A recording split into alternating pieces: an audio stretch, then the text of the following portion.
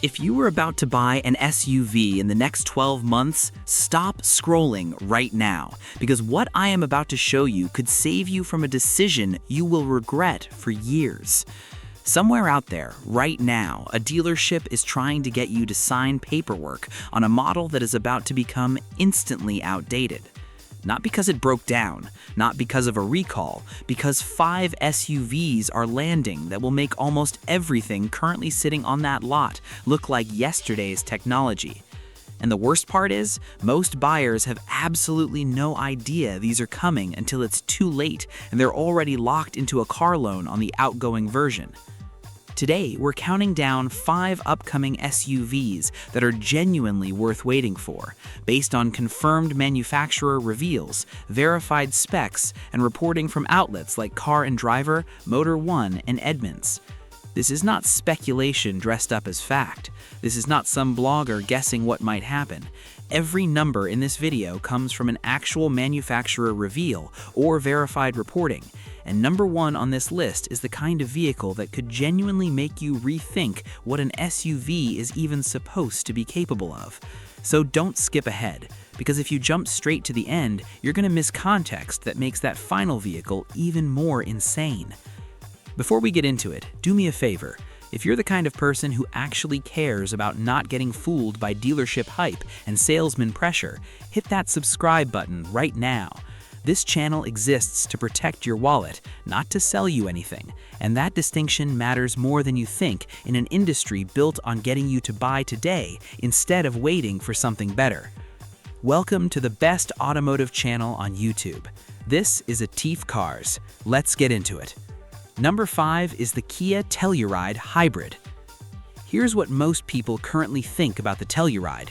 They think it's already a finished product, a safe, dependable, no-surprises 3-row family SUV that people buy once and never think about again. And on paper, that reputation is completely earned. The first-generation Telluride was a runaway success from the day it launched, consistently praised for value, space, and reliability.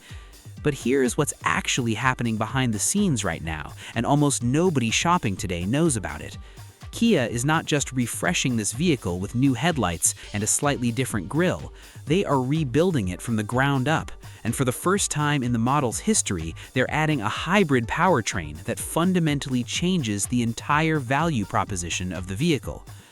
The new Telluride Hybrid is rated at 339 horsepower and can hit roughly 35 miles per gallon combined. Sit with that number for a second, because it deserves your attention. That is muscle car-era horsepower wrapped inside a 3-row family hauler that sips fuel like a compact sedan. This is not a mild hybrid gimmick bolted onto an existing engine for a marketing checkbox, the kind of half-measure electrification a lot of brands use just to slap a hybrid badge on the tailgate. This is a legitimate re-engineering of what a 3-row SUV can do on the highway without punishing your bank account every single time you pull into a gas station. And here's the kicker. Kia isn't stopping at fuel efficiency, which is where most manufacturers would call it a day. The redesigned X Pro trim is getting genuine off-road hardware, including an electronic limited differential and a locking center differential, paired with wider all-terrain tires and ground clearance pushed past 9 inches. That is not spec sheet decoration meant to look good in a brochure. That is Kia directly telling Jeep and Toyota that family SUVs don't have to sacrifice real capability just because they're comfortable enough for a school run. Here's the trap most buyers are about to fall into. The new Telluride is expected to go on sale in the first quarter of 2026, which means if you are eyeing a 3-row SUV right now, sitting on a dealership lot deciding between trims, you are dangerously close to buying the old platform right as the new one with a hybrid powertrain and real off-road credentials becomes available. Dealerships are not going to volunteer the information that a redesign is imminent. Why would they? They want to move the outgoing inventory before shoppers find out there's something better arriving in a matter of months. The verdict on the Telluride Hybrid is simple. If you need a 3-row SUV and you can wait even a few months, that patience could be the difference between buying yesterday's family hauler and buying the vehicle that resets the entire segment's expectations for efficiency and capability at the same time. Number 4 is the Genesis GV60 Magma.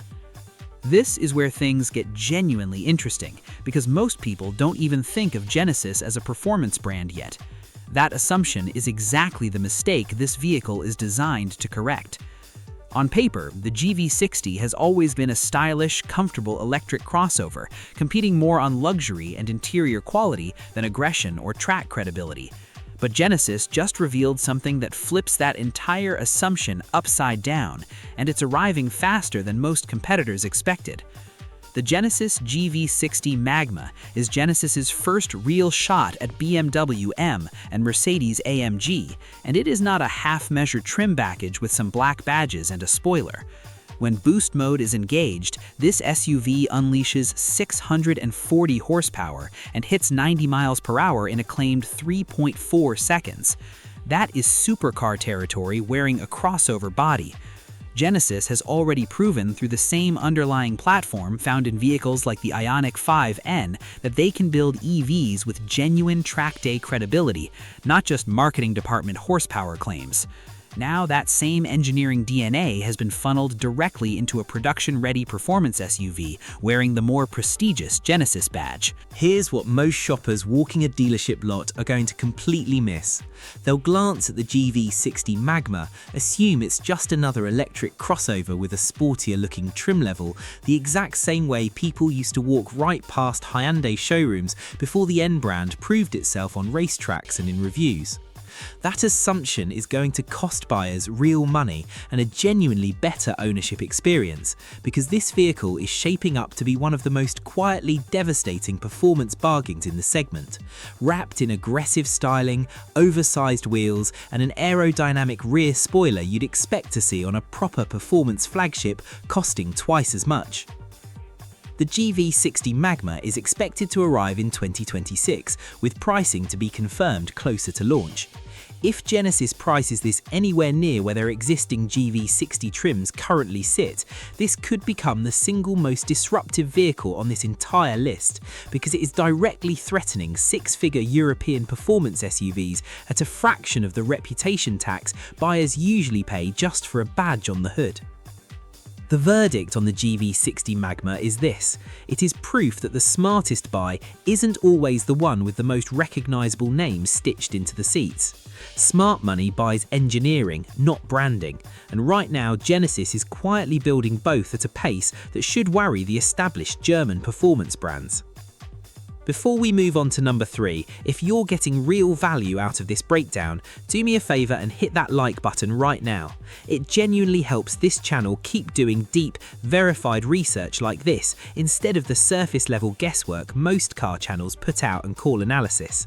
Alright, let's keep going, because number 3 is going to change how you think about off-road SUVs entirely. And it solves a problem almost every electric SUV on the market still hasn't figured out. Number 3 is the Scout Traveller. Here's a question worth sitting with. Have you ever wanted a rugged, boxy, old-school off-roader but felt like every modern electric option forces you to choose between real capability and constant range anxiety the moment you leave paved roads? That exact frustration is what Scout Motors was built to solve from day one, and it might be the most interesting new nameplate to hit this market in years. Scout is positioning itself as a spiritual successor to the classic International Harvester Scout, leaning hard into rugged, no-nonsense design rather than chasing minimalist electric aesthetics. The Traveller SUV is targeting 350 miles of all-electric range on its own using the battery alone. That number by itself already puts it ahead of a lot of electric SUVs currently sitting on dealer lots today. But here's where it gets genuinely clever, and where Scout separates itself from the rest of the EV off-road pack entirely. Scout is also offering an available onboard generator called the Harvester that extends total range up to 500 miles by combining the battery pack with a gas-powered range extender working alongside it. Think about what that actually solves for a real buyer, not just a spreadsheet buyer. The single biggest objection to electric off-roaders has always been the same fear, whispered in every comment section and forum thread. What happens when you're 40 miles from the nearest charger, deep in remote terrain, and your battery is bleeding out fast? Scout's answer is to simply remove that fear from the equation entirely, rather than asking you to just trust a bigger battery pack. You get the instant torque, quiet cabin, and mechanical simplicity of an EV, combined with a built-in insurance policy against ever being stranded in the middle of nowhere. That is a genuinely rare piece of engineering pragmatism in a segment that usually forces buyers to pick a side and live with the consequences. Scout is aiming this squarely at buyers currently cross-shopping the Rivian R1S, and depending on how final pricing shakes out closer to launch, this could become the more sensible, more versatile alternative for people who actually take their SUV off-road, rather than buyers who just want the rugged aesthetic parked in a driveway. The verdict on the Scout Traveller is that this is not just another EV chasing Tesla's shadow with a slightly different shape. This is a vehicle designed by people who understand that range anxiety isn't solved by simply throwing a bigger battery at the problem. It's solved by giving buyers an actual backup plan built into the vehicle itself. That is the kind of SUV that protects your weekend trip, not just your carbon footprint on a spec sheet nobody reads. Number 2 is the Toyota Highlander EV. This is the one most people are completely sleeping on, and it might be the most important launch on this entire list because of what it represents for the industry, not just what it is as a standalone vehicle. The current Highlander is one of the best-selling 3-row SUVs in America, full stop. It has spent 2 decades building trust as a dependable, no-drama family vehicle that parents recommend to other parents. But Toyota is about to do something with this nameplate they have genuinely never done before, and it's a bigger bet than most people realise. They are reinventing the Highlander as a fully electric SUV, and it will be the brand's first 3-row battery electric vehicle built for the US market. Here's the detail that should stop you in your tracks. This will also be Toyota's first battery electric vehicle assembled on American soil, built in Georgetown, Kentucky, with battery packs sourced from Toyota's new plant in Liberty, North Carolina. That is not a minor manufacturing footnote buried in a press release. That is Toyota putting its manufacturing muscle, its domestic supply chain investment, and its hard-earned reputation for bulletproof reliability directly behind an electric 3-row SUV for the very first time.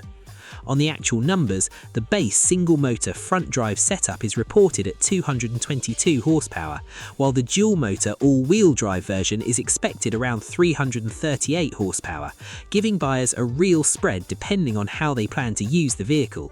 2 battery options are planned, a 77.0 kWh pack targeting roughly 287 miles of range on front-drive models, and a larger 95.8 kWh pack pushing towards 320 miles for buyers who want maximum range over maximum power. 2 trims are expected at launch, XLE and Limited, with seating for 6 using standard second-row captain's chairs and a 14-inch display inside the cabin. Here's what most shoppers are going to miss entirely, and it's an expensive mistake.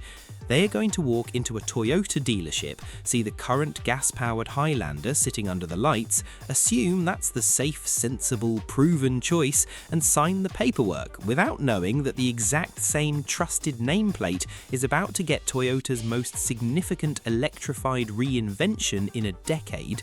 This is not a mild mid-cycle refresh. This is Toyota betting its most trusted family SUV badge on a full battery electric platform, backed by domestic manufacturing and Toyota's own battery supply chain. The verdict on the Highlander EV is this: Toyota does not take unnecessary chances with its best-selling nameplates. If they are willing to put the Highlander name on a full battery electric platform built on American soil, that alone should tell you everything about how confident they are that this vehicle is ready to earn the same trust the gas version spent 20 years building, one family at a time. And now, number 1, the SUV that might genuinely make every other vehicle on this list look conservative by comparison, and the one you should absolutely not buy a substitute for right now. Number 1 is the Porsche Cayenne Electric. Would you believe the most powerful production Porsche ever built isn't a 911, and it's not even a sedan? It's an SUV, and it is already redefining what the phrase performance crossover even means. Porsche has officially unveiled the fully electric Cayenne lineup, and the numbers here are almost difficult to process the first time you hear them. The range-topping Cayenne Turbo Electric produces up to 1,139 horsepower, hits 60 miles per hour in a claimed 2.4 seconds, and tops out around 162 miles per hour. That performance envelope used to belong exclusively to seven-figure hypercars. Now it belongs to a family-sized SUV with a trunk big enough for actual groceries. Here's the part most people don't realize yet, and it changes how you should think about this vehicle. This isn't a stripped-down eco version of the gas Cayenne built to satisfy emissions regulations. Porsche is running the electric and combustion versions side by side in the same lineup, meaning buyers get a genuine choice rather than a forced compromise. The Cayenne Electric uses an 800-volt architecture, allowing charging speeds up to 400 kilowatts, meaning the battery can go from 10 to 80% in under 16 minutes, which is faster than most coffee breaks. Estimated range sits around 340 miles on the base model, with the turbo trim only sacrificing a handful of miles despite its dramatically higher output. And here's the part that really shows the contrast, the exact moment that should reshape your assumptions. On paper, an electric SUV sounds like it should mean sacrificing the driving feel that makes a Porsche in the first place. In reality, Porsche built this thing with a dedicated electric motor on the rear axle using direct oil cooling, Porsche active ride suspension, and torque vectoring systems designed specifically to keep this SUV feeling like a genuine sports car, despite weighing what it weighs on paper. Early performance figures put the mid-tier Cayenne S Electric at 657 horsepower in launch control mode, sprinting to 60 in a claimed 3.6 seconds, meaning even the middle trim in this lineup would have been the fastest Porsche SUV ever made just a few short years ago. Pricing is steep, and I'm not going to pretend otherwise. The range-topping turbo electric trim starts north of $160,000, positioning this firmly as a halo vehicle rather than a mainstream family buy for most people watching this video. But that is exactly the point of a vehicle like this. It exists to prove what's possible at the absolute top of the segment, and engineering at this level has a well-documented habit of trickling down into far more affordable models over the following years. The verdict on the Cayenne Electric is this. This is not just an SUV worth waiting for. This is a rolling proof point that electrification and genuine performance are no longer opposing forces fighting each other. If you have ever doubted that an electric vehicle could deliver real Porsche DNA, real driver engagement, and real emotional pull, this is the vehicle built specifically to end that argument for good. So, there you have it, 5 upcoming SUVs, from a hybrid 3-row family hauler finally getting real muscle without destroying your fuel budget, to a performance crossover from a brand nobody expected to challenge Germany's best, to an off-roader solving range anxiety with a genuinely clever built-in backup system, to Toyota reinventing its best-selling nameplate as a domestically built EV, and finally, the most powerful production Porsche ever made, wearing an SUV body instead of a sports car shell. The pattern across every single one of these vehicles is the same. Manufacturers are not just updating old platforms with new headlights anymore. They are fundamentally rethinking what these vehicles are supposed to do, and buyers who don't pay attention are going to end up locking themselves into the outgoing generation right as the real leap forward becomes available at their local dealership. Now, I want to hear from you. Out of these 5, which one would you actually wait for? And which one do you think is going to disappoint once real-world reviews and long-term ownership reports start coming in? Drop your pick in the comments below. And if this video actually gave you something worth knowing before your next SUV purchase, make sure you're subscribed, because this is exactly the kind of research most car channels won't do for you.